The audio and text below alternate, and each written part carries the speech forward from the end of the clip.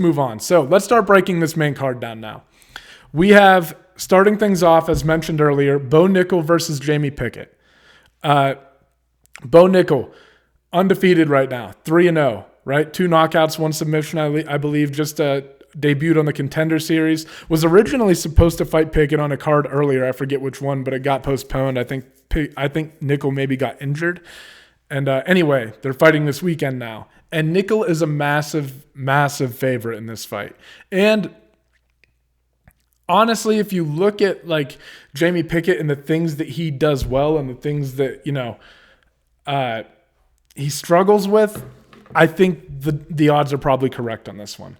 Nickal has ways to put you away on the feet. He's proven that already. Like, he has pretty sharp hands. He's able to threaten there. He's not afraid to throw with big shots and take some risk. But he also uses that power to level change underneath, right? Like we saw in the Contender Series. So, man, I think that Nickal is just going to come out and dominate Pickett in the grappling department. Like, that's, I think, what the UFC expects to happen. I think this is putting him in this featured, spot to open up the pay-per-view, I think is a good move on their part. Like I said, being on a John Jones undercard, can't beat it for your UFC debut.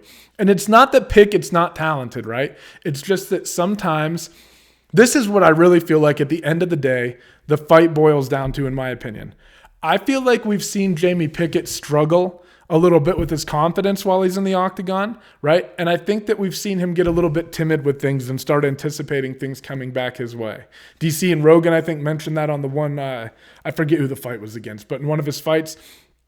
And it's true, man. It's like he'll throw his shots and he'll start getting out of the way before he's really like committed to the shot and gone through with his combo. Like, he's anticipating things coming back at him and it ends up hurting him in the long run, right? You got to just kind of like stand in the fire and wade through it and defend yourself and commit to your combinations and stuff like that. Move your head. But you got to, anytime you start like reacting early or prematurely to something that might happen, that's when your opponent starts timing things and setting things up, etc. Right? So we've seen Jamie Pickett struggle in situations like that, and I think I don't want to call it self-doubt. I don't know if that's what it is, but definitely like confidence, we've seen it waver a little bit in the octagon, I would say. I think he's very skilled. He has a really good teep kick that he throws out a lot. He's got good hands, right, when he decides to throw them. It's just like he has to commit to his strikes and then commit to the head movement and his exits and stuff. He can't be exiting his combos prematurely. And again, like I said, the thing I think it boils down to is that we haven't seen Bo Nickal lack any confidence on the feet, on the ground, at any point during his MMA career. And you got to realize, man, he's a 3-time NCAA Division I national champion.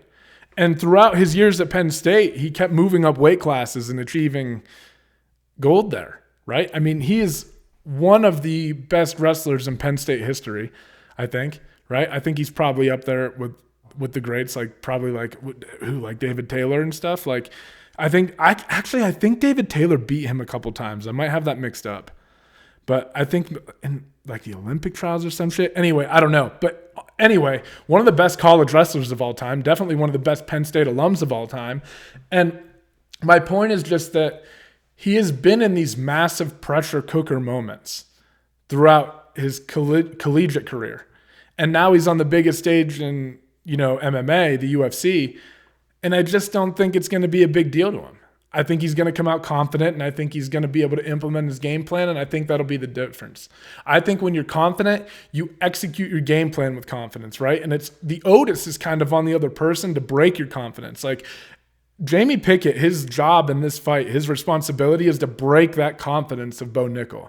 Stick him with a fucking jab early. Hit him with something that makes him respect your space and makes him not want to come in on those shots, right? You got to be the one that comes out and like asserts yourself.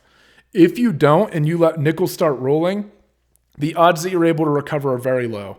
I think that if we don't see Pickett make some sort of statement in the first round that makes Nickal just like rethink entering his space just a little bit, I think you're going to see Nickal run through him. But if Pickett can come out and do that, if he can establish that, if he can start working the body, keep his space, fend off the takedown, circle his back off the cage, keep in the center, right? Keep all these different things in mind, maybe he has a chance. But like I said, you got to stick him with something that makes him respect you early on, because you're not going to win the grappling transitions. You don't want to end up with your back on the cage, right?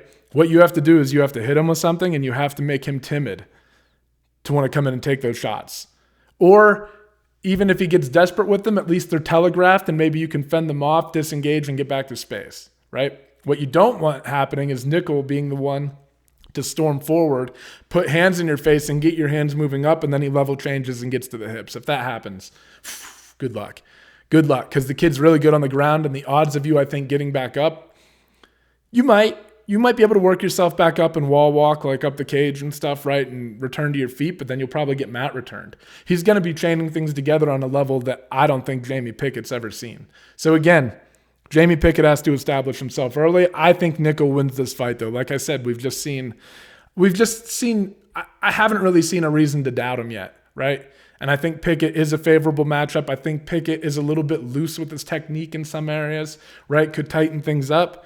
And I think Nickal's going to kind of have all that shit down, especially in the grappling department because of his strong wrestling background. So I got Nickal. I'm probably going to, I think he's a massive favorite, like minus 800 maybe more. But I think if you bet on him to win by TKO,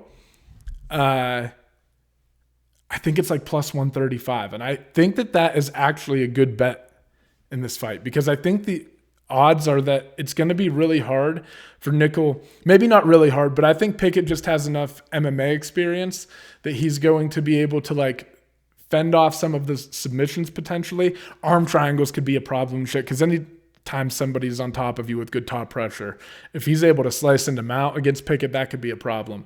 But I could also just see Nickal continuously taking him down, ground and pound, and just beating him up and picking up the victory that way. So I'm going to bet on Nickal personally to win by TKO, right? I'm not telling you guys to do that, but I think there's a little bit of value in that. There's probably value in Nickal winning this fight by submission as well. I don't know what the odds are, but I kind of like him to just kind of wear. Pickett's got 21 fights to his name, man. That's 21 MMA fights. He's still seen some things. So I think, there might be good odds that he defends some of the submissions, but once Nickal gets on top, I think he has a good avenue to like ground and pound. But I don't know. Either way, if you bet on submission or KO, whatever you like, it's way better than betting on the Nickal money line.